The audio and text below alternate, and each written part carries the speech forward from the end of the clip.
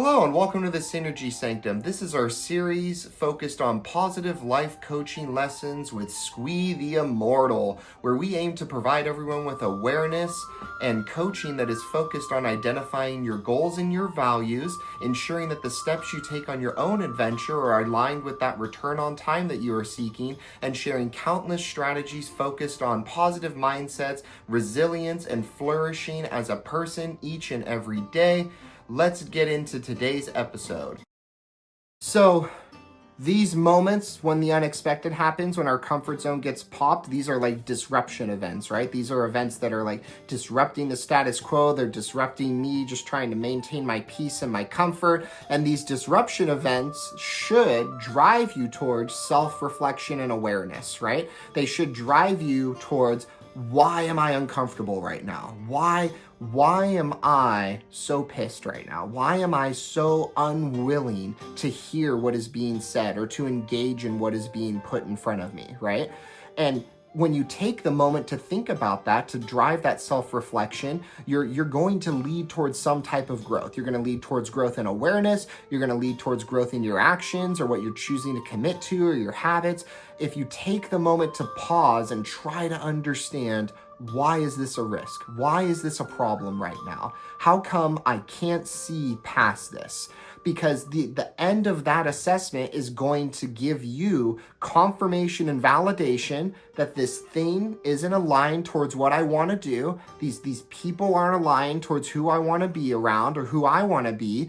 And then I have confirmation now to make a decision, right? So it's like, it's easier for me to say no and not take on more monkeys because it's not aligned with my goals and values. And this awareness occurs when the unexpected happens. You're not actively thinking about this when you're in your comfort zone and you're just happy and comfortable and nothing unexpected is happening. You're really only having that risk versus reward assessment when a disruption event happens and something like breaks your comfort zone. That's the moment where you're trying to define risk versus reward, right? And if we think about this in the smallest version, right, of like, okay, well, risk is I'm gonna not grow and reward is I could potentially grow, but there's more to it, right? It's like I can say no, right? Like if I go out to eat to fast food and I get sick, I don't need to learn to love fast food. I don't need to grow and develop with everything. Or if I go and ride a roller coaster and I get super like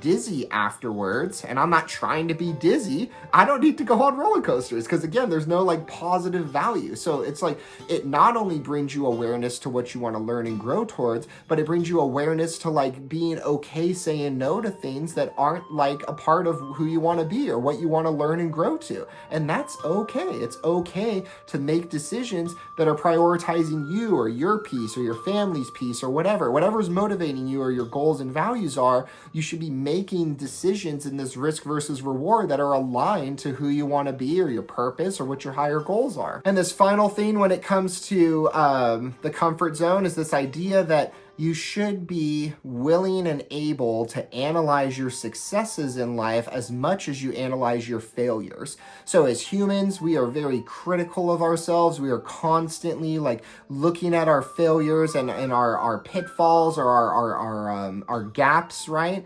And we're just like, oh man, like I suck. How can I be better? Right? And we're not like taking the time when we are successful or we have these measures of success creating new habits or I expanded my comfort zone to pause and think about like, hey, I feel really good right now. That was awesome. How come I feel like this? What did I do? What actions did I take? What habits have I created that have led to this success, this feeling of fulfillment, this feeling of peace or purpose or potential and any positive emotion that you have?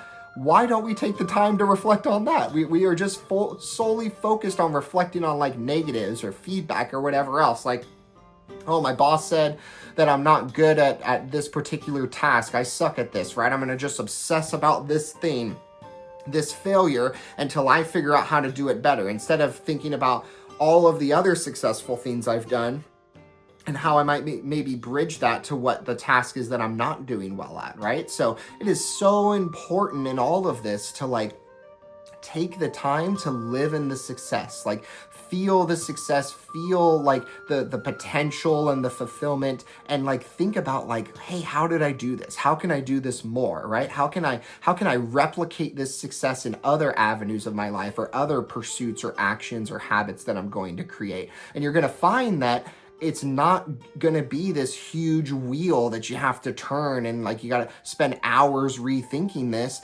because you made a gut decision in the risk versus reward state, right? You made this decision to engage in the potential reward. And if you achieve the reward or you achieve growth or you expand your comfort zone, how come we're not thinking about all of the actions that I did so that next time this happens, I can do it again without tripping as much about the potential risk, right? I'm going to do this again because it led to me feeling the reward and fulfillment that I'm feeling in this moment right now.